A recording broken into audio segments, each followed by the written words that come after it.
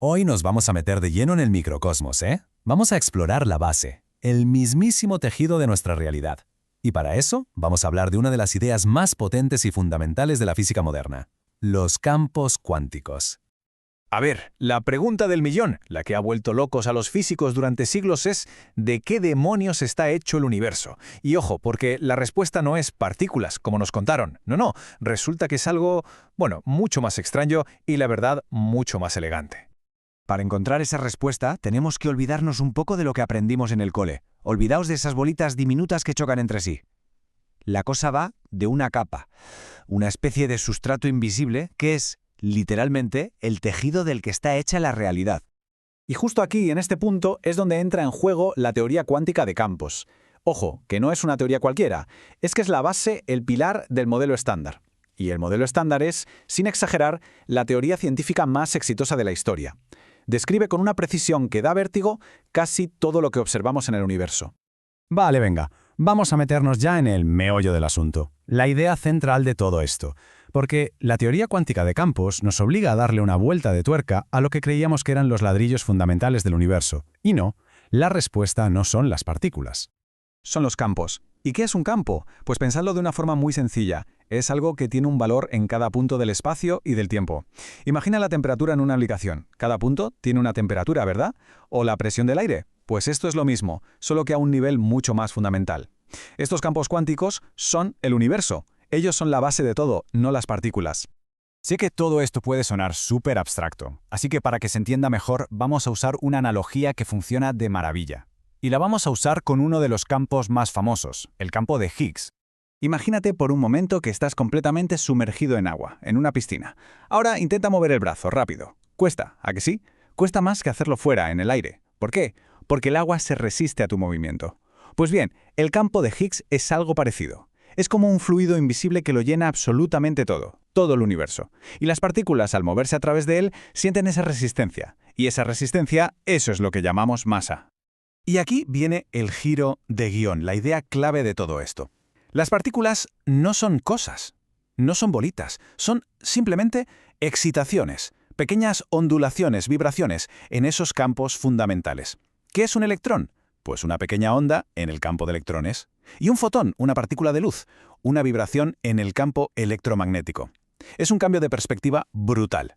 Y bueno, los actores de esta obra cósmica, por así decirlo, se dividen en dos grandes familias. Por un lado, tenemos los quarks, que son los que se juntan para formar protones y neutrones, y por otro, los leptones, como los famosos electrones. Pero la idea clave, que no se nos olvide, es que cada uno de ellos no es un objeto, sino una vibración en su propio campo, en su propio océano.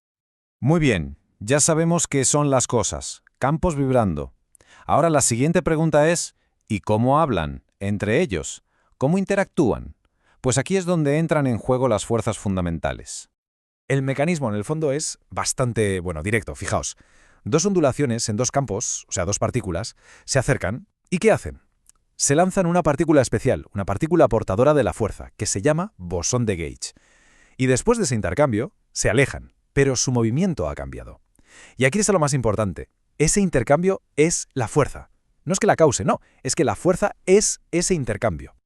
Aquí lo tenemos todo resumido. Para la fuerza electromagnética, o sea, la luz, el magnetismo, el mensajero es el fotón. Para la fuerza débil, esa que tiene que ver con la desintegración radioactiva, los mensajeros son los bosones W y Z. Y para la fuerza fuerte, el pegamento que mantiene unidos los núcleos de los átomos, están los gluones. Y lo más alucinante de todo esto es que cada una de estas fuerzas no es más que el reflejo de una simetría matemática profunda del universo. ¡Una pasada!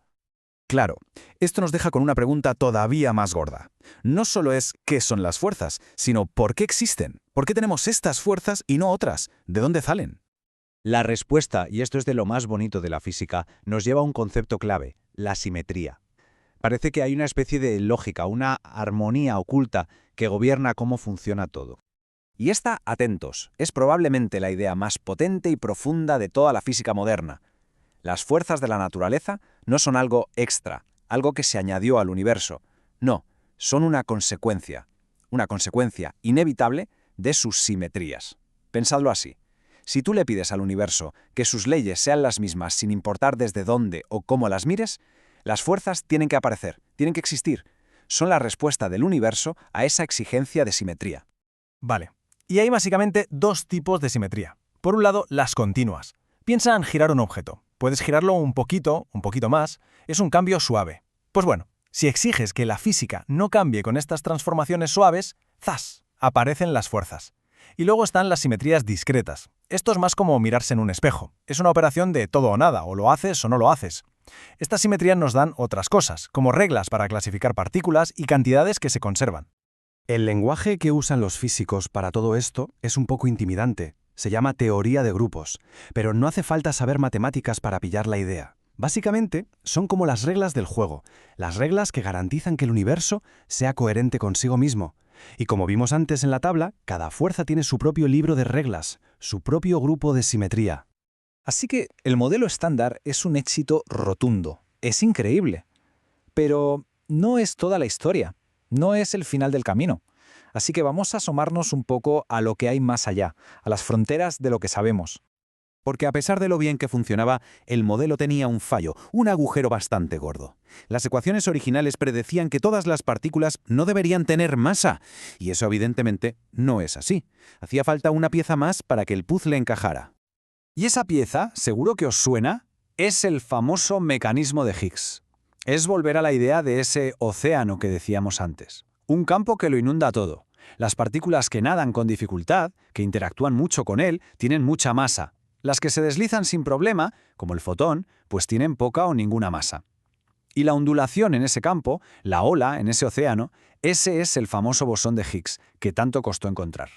Pero el puzzle sigue sin estar completo del todo, ¿eh? La gran ausente en toda esta historia es la gravedad. Sigue sin encajar. Y para intentar unirlo todo, los físicos están explorando ideas que parecen de ciencia ficción, como la supersimetría, que propone una nueva simetría que conectaría las partículas de materia con las de fuerza, o la idea más loca y radical de todas, la teoría de cuerdas, que nos dice que en el fondo nada es un punto, sino que todo, absolutamente todo, son las vibraciones de unas cuerdas de energía diminutas. Y con esto nos quedamos, con una idea final para darle vueltas a la cabeza. ¿Y si todo el microcosmos, desde un quark hasta una galaxia entera, no es más que una sinfonía cósmica? ¿Una melodía tocada sobre las distintas vibraciones de esas cuerdas fundamentales?